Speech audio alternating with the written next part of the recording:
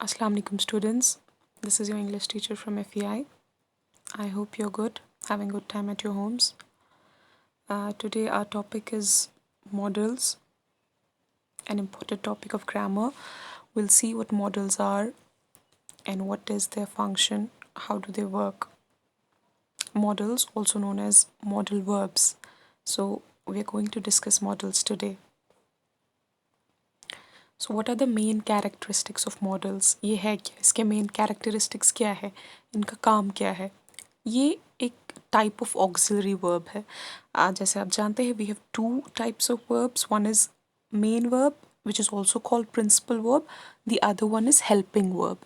And auxiliary verb is one of those helping verbs. Auxiliary verb को हम helping verb भी कहते हैं. They alter or complete the meaning of the main verb. या तो ये चेंज करते हैं या मेन वर्ब के मीनिंग को पूरा करते हैं. इन वन वे और द अदर मॉडल्स जो है, जो ऑक्सिलरी वर्ब से ये हेल्प करते हैं मेन वर्ब को, और किन्हीं जगहों पे ये मेन वर्ब का काम भी करते हैं, जो कि हम आगे देखेंगे. Now what do they do? What do these modal verbs do? They express ideas such as capacity, possibility, obligation, permission, prohibition, probability, supposition, request and desire. ये जो मॉडल्स है, ये जो ऑक्सिलरीज है, ये किन आइडियाज़ को एक्सप्रेस करते हैं? Capacity, possibility, obligation, permission, request etcetera. तो ये सारी चीज़ें जो है ये एक्सप्रेस होती है मॉडल से, जो हम आगे देखेंगे कौन कौन से है. They can also indicate the level of formality in the conversation.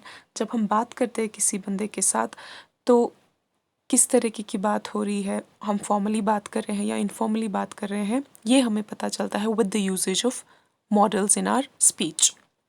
And the most important thing is modal जो है they do not take s for the third person.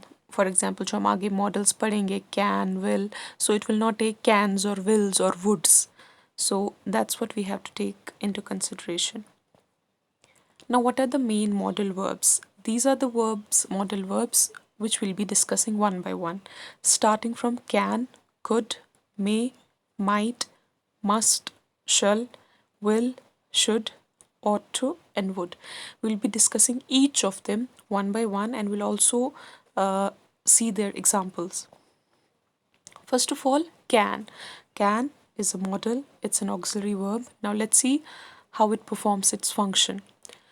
It's one of the most commonly used modals in English. As you all know, हम can बहुत बार इस्तेमाल करते हैं हमारी speech में. एक अच्छा खासा रोल इसका इस मॉडल का है. लेकिन इस्तेमाल किस लिए होता है? It can express idea such as capacity, permission और रिक्वेस्ट. ये कब हम इस्तेमाल करते हैं? जब हमें किसी इंसान की किसी चीज़ की कैपेसिटी दिखानी होती है, क्या कर सकता है, या when we ask for permission, जब हमें परमिशन इजाज़त लेनी होती है, और when we have to make a request, at that time we use can. Now अच्छे से आपको समझ आएगा when we shall discuss the examples. So remember, capacity, permission और रिक्वेस्ट. एग्जाम्पल्स, अगर हमें कैपेसिटी दिखानी है, कौन इंसान या कौन चीज़ कोई कुछ कर सकता है, तब भी हम कैन का इस्तेमाल करते हैं. For example, she can speak French, तो यहाँ पे कैपेसिटी दिखाता है, यानी कि वो जो है फ्रेंच बोल सकती है, फ्रेंच में बात कर सकती है, तो हियर इट शोज कैपेसिटी.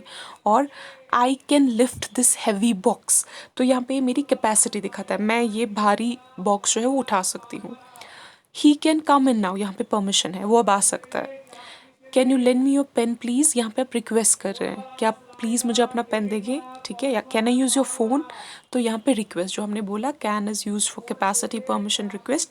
ये तीनों एग्जाम्पल्स या इसके अलावा भी जो मैंने कही, ये हमें एक क्लियर आइडिया देती है how can is used. Next comes could.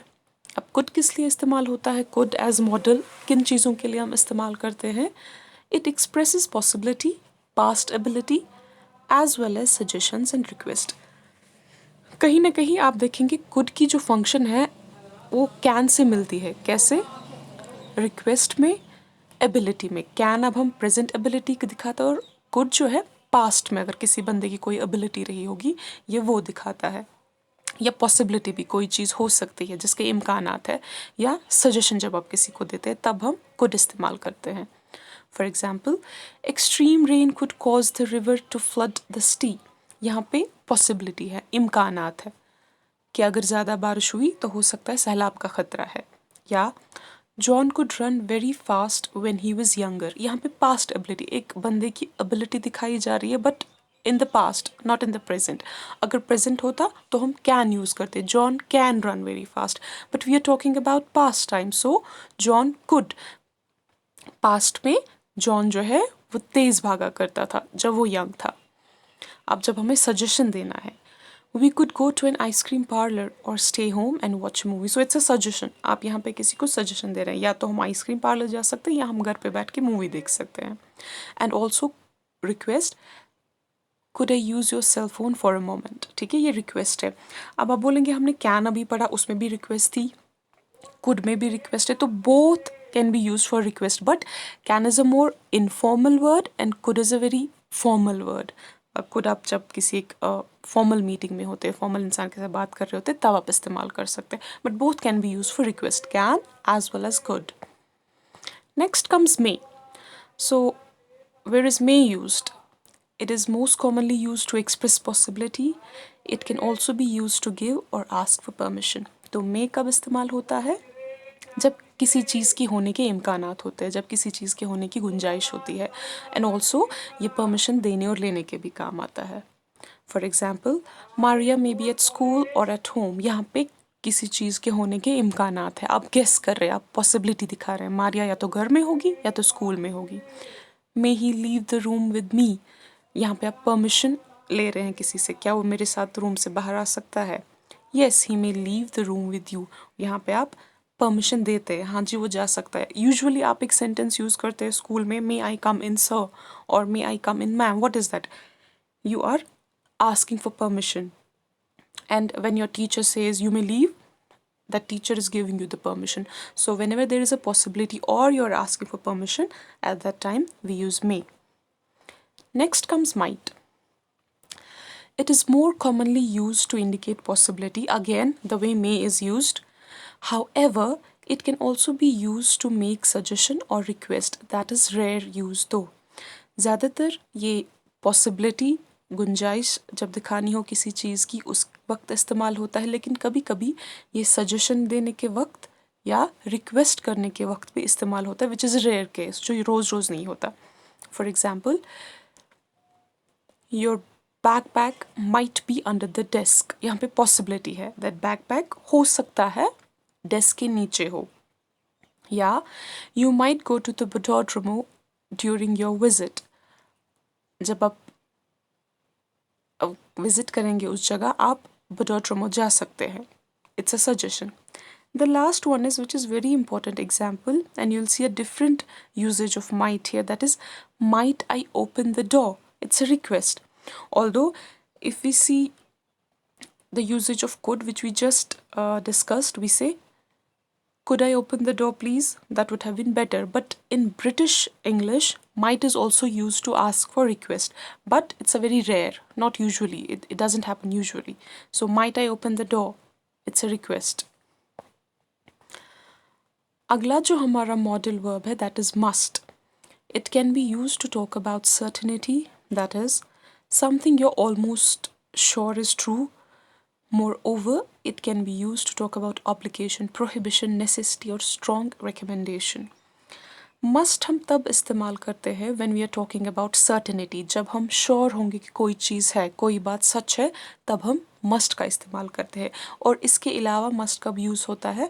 जब हम किसी ऑब्लिगेशन की, किसी प्रोहिबिशन की बात करते हैं, जब कोई एक स्ट्रॉन्ग रिकमेंडेशन होता है या जब किसी चीज़ को करना ही करना होता है, तब हम मस्ट का इस्तेमाल करते हैं as auxiliary. For example, she must be sick, she never gets late to the school. Okay, यहाँ पे प्रोबेबिलिटी है, यहाँ पे गुंजाइश है, यहाँ पे आप शायद ये सोच रहे हैं कि आप श्योर है इस बात को लेके वो बीमार है इसीलिए वो स्कूल लेट आई, अदरवाइज वो कभी भी स्कूल लेट नहीं आती। या students must pass an entrance examination to study at this school. यहाँ पे नेसेसिटी है, ज़रूरी क्या है कि स्टूडेंट्स को एंट्रेंस एग्जामिनेशन पास करना है, तब जाके वो इस स्कूल में एडमिशन ले सकते हैं। So there is a necessity, करना ही करना है। As they say there is this very common example of using this sentence that you must work hard. तो जब तक आप हार्ड वर्क नहीं करेंगे तो आपके रिजल्ट्स अच्छे नहीं आएंगे। अनदर एग्जाम्पल, जब आप एक स्ट्रॉन्ग रिकमेंडेशन किसी को कुछ रिकमेंड करते हैं तब भी मस्ट का इस्तेमाल होता है। You must drink a lot of water to protect your voice. Obligation, जहाँ पे कोई ड्यूटी, एक मॉरल ड्यूटी बनती है, जहाँ पे कुछ करना होता है सारा, you must always do your homework. It's obligation, it's an obligatory thing, you have to do it. There is no way out that you can deny this thing, you have to do it. और उस time पे हम must इस्तेमाल करते हैं। Next comes shall. It indicates a future action. It is more commonly used with the first person singular and plural, that is I and we, often found in suggestions, promises or predestinations. Okay. Shall, as we all know, ये किसी future action के लिए हम इस्तेमाल करते हैं और ये I और we के साथ यूज़ होता है। लेकिन अब इस्तेमाल कब होता है शल? जब हम सजेशन की बात करते हैं, प्रॉमिस की बात करते हैं, या प्री डेस्टिनेशंस, जो हम कोई चीज़ ऐसी कहते हैं कि जब कोई बंदा कुछ डिज़र्व कर रहा होता है तो नहीं, आगे जाके फ्यूचर में ये होना चाहिए, तब भी हम शल का इस्तेमाल करते हैं। फॉर एग्ज़ाम्पल, जब आप सजेस्ट करते हैं किसी को, shall we set the table और shall I set the table, आप यहाँ पे कुछ सजेस्ट कर रहे हैं किसी को। जब आप प्रॉमिस करते हैं किसी को, आई शिल नेवर लीव योर साइड, मैं हमेशा आपके साथ रहूँगा या मैं हमेशा आपके साथ रहूँगी, here it is used when a promise is being made. She shall become our next queen, predestination, ठीक है, वो हमारी अगली क्वीन बनेगी। Will, it is more commonly use to talk about future situation. जैसे हमने अभी शैल की बात की, अपना difference between shall and will is, shall always is used with I and we, and will with other, he, she, you, they, etc.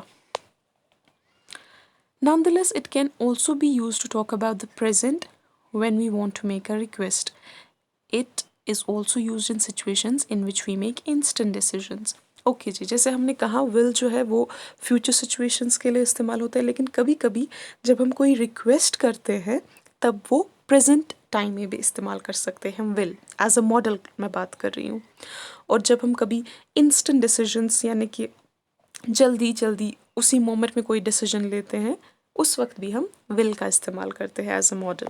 For example, I call you later, ये future की बात हो रही है, मैं आपसे बाद में बात करूँगा, अभी बात नहीं हुई है, होगी फ्यूचर में। अभी मैंने कहा, लेकिन ये प्रेजेंट में भी इस्तेमाल होता है, लेकिन कब? जब रिक्वेस्ट हो। Will you close the window please, it's a request. I love the T shirt, I take it, it's instant decision, जो आपने अभी अभी डिसीजन लिया है, उस टाइम पे भी हम विल इस्तेमाल करते हैं। I love that shirt, I take it. Next come should. This model is more commonly used to give recommendations or advices. It can also be used to talk about obligation as well as expectation. Should as a model कब इस्तेमाल होता है? जब हम किसी को कोई नसीहत करते हैं, कोई रिकमेंडेशन करते हैं, या कोई ऑब्लिगेटरी काम जब होता है जो करना ही करना होता है, तब हम शुड का इस्तेमाल करते हैं, स्पेशली जब हम किसी को एडवाइस करते हैं। You should take your medicines on time, for example, or the doctor advised her to take that she should take the medicines on time. For example, when you have many classes, you should take a bottle of water with you. ये एक recommendation है। अगर आपकी बहुत सारी classes होती है तो अपने साथ आप एक water bottle साथ लिया करिए। अब जब आप advice करते हैं किसी को, you should focus more on your assignments. आपको अपने assignments पे ज़्यादा focus करना चाहिए। I should be at work before 7 PM, ये ऑब्लिगेशन है, ये मस्ट है, ज़रूरी है, दैट 7 बजे मुझे अपने ऑफिस में पहुंचना ही पहुंचना है। At this moment they should already be in New York, जहाँ पे आप एक्सपेक्ट करते हैं कि कल 7 बजे वो न्यूयॉर्क में पहुंचे होंगे। The next model which will discuss is ought to. Ought to का अगर हम उर्दू में इसको आसान अल्फाज में कहें तो मतलब चाहिए, आपको ये करना चाहिए। जैसे हमने शुड कहा कि जब हम शुड का इस्तेमाल करते हैं जब हम एडवाइस देते हैं, कोई रिकमेंडेशन देते हैं, इसी तरह ऑट टू का भी यूसेज है। ये भी हम तब इस्तेमाल करते हैं जब हम किसी को एडवाइस करते हैं या जब कोई ऑब्लिगेशन होती है, तब भी हम ऑट टू यूज़ करते हैं। It is used to advise or make recommendations. It can also express assumption, expectation, or strong probability when the context implies that something is deserved. एक तो ये तब इस्तेमाल होता है जब कोई रिकमेंडेशन आप किसी को कुछ करते हैं या कोई आप एडवाइस किसी को करते हैं, and also eight that time जब एक स्ट्रॉन्ग प्रोबेबिलिटी हो, जब एक श्योर हो कि ऐसा होगा ही होगा क्योंकि कोई चीज़ या कोई बंदा कुछ डिज़र्व करता है, तब भी आप ought to इस्तेमाल करते हैं. For example, she ought to stop eating red meat. उसको चाहिए कि वो रेड मीट खाना छोड़ दे, बंद कर दे. या Sam ought to get a promotion. Sam को एक प्रमोशन अब मिलना चाहिए. क्यों? या आप किस कॉन्टेक्स्ट में इस्तेमाल करते हैं? क्योंकि expectation. Why? Because he deserves. Already उसका काम इतना अच्छा है कि उसको प्रमोशन मिलनी ही चाहिए. Now would. It is more commonly used to create conditional verb tenses. In addition, it can be used to make offers, requests and talk about past habits. इसको आप अच्छे से याद रखेंगे कि would हम इस्तेमाल करते हैं conditional verb tenses को बनाने के लिए जहाँ पे condition हो, वो हम आगे देखेंगे example में क्या होता है. और also would हम इस्तेमाल करते हैं जब हम किसी को कोई चीज़ ऑफ़र करते हैं, या जब हम किसी को कोई रिक्वेस्ट करते हैं, या जब हम पास्ट की कोई बात करते हैं, उस वक्त भी हम वुड का इस्तेमाल करते हैं. जब पास्ट की कोई हैबिट डिस्कस हो रही हो, at that time we use would as a model. अब कंडीशनल वर्ब्स की बात करते हैं. If I were you I would not do that. Okay, यहाँ पे कंडीशन है. अगर मैं आप होता या अगर मैं आप होती तो मैं ये नहीं करता. जब हम इस कंडीशन वर्ब टेंस को बनाते हैं तो हम वुड का इस्तेमाल कर सकते हैं. ठीक है. या if she were a queen, she would have helped all the people in the world. If she were a queen, she would have helped all the people in the world. तो condition है, शर्त है, अगर ऐसा होता. इसी तरह दूसरा हमने कहा कि would इस्तेमाल होता है जब हम किसी को कोई चीज़ ऑफ़र करते हैं. Would you like some cake? Would you like to have some coffee? जब आप किसी को कोई चीज़ ऑफ़र करते हैं, at that time we use would as a model. Would you turn down the volume please? Would जब हम किसी को रिक्वेस्ट करते हैं. I'd like to take you back just few minutes of our video and just analyze the similarity between would and could. We said that we also use could when we request someone to something, or we also use will. So these things you have to keep in mind. We can use would or could or will when we are requesting something. Can is also used to make a request, but I said can is a bit more informal and could is more formal, and would is also very formal. बड़े तहजीब के साथ जब कहते please आप ज़रा volume कम करेंगे TV का. ठीक है. ऑल्सो मैंने कहा would इस्तेमाल होता है जब हम किसी पास्ट हैबिट की बात करते हैं जो अभी तो नहीं है लेकिन पास्ट में किसी बंदे की कोई हैबिट हुआ करती थी. That is We would swim in the dam for hours when we were kids. जब हम बच्चे थे तो हम बहुत टाइम तक इस डैम में स्विम किया करते थे, तैरा करते थे. So we are discussing here a past habit. So this is would for you. Other models are also there which we use to make conditional sentences as we use would. जैसे मैंने अभी कहा if I were you I would not do that. would के अलावा कुछ और भी जो हमने ऑलरेडी मॉडल्स डिस्कस किए उनको भी कंडीशनल सेंटेंसेस में हम इस्तेमाल कर सकते हैं. फॉर एग्जांपल कुड है, माइट है, विल है, शुड है. If I knew her name I might tell her. अगर मुझे उसका नाम पता होता मैं उसको बोल देता. तो यहाँ पे कंडीशन है, हम कंडीशनल सेंटेंसेस को डिस्कस कर रहे हैं. I could have told you the truth if you had listen to me. मैंने आपको सच बोला होता अगर आपने मेरी बात सुनी होती. If I should see him I'll give him the message. अगर मैं उसको देखूंगा मैं उसको आपका मैसेज पहुंचा दूंगा. तो ये सारी चीज़ें अगर पे डिपेंड करती है तब जाके हम ये कंडीशनल क्लॉजेस बनाते हैं. So this was all about models, main models which we usually use in our day-to-day speech, which we use in our written English. Watch the video twice. You'll and follow more examples. You can consult your books. I hope I'm clear to all of you, and this brings us to the end of our video. Take care. Allah Hafiz.